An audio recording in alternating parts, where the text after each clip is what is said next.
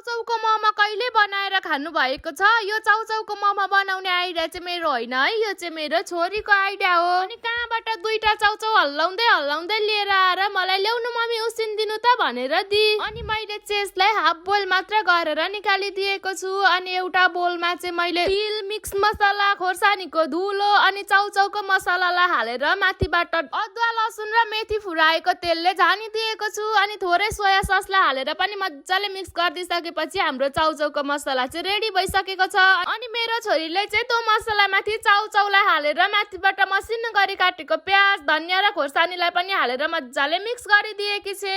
अनि मैले यसलाई एउटा मोमो बनाउने रोटीमा हालेर मजाले मोमोको सेप दिएर रेडी गरिदिएको छु। अनि सबै मोमो चाहिँ रेडी भइसकेपछि मैले यसलाई 10 मिनेटको लागि पाक्नलाई छाडिदिन्छु। अनि 10 मिनेट पछाडि चाहिँ हाम्रो मोमो पाकेर रेडी हुन्छ। अब चाहिँ हाम्रो चाउचाउको मोमो पाकेर रेडी भइसकेको छ। अनि मेरो छोरीले चाहिँ चाख्दै चाहिँ उसलाई चाहिँ यो मिठो लाग्यो अरे। तपाईहरुले कहिले चाउचाउको मोमो बनाएर खानु भएको छ? एकचोटी ट्राई गर्न सक्नुहुन्छ।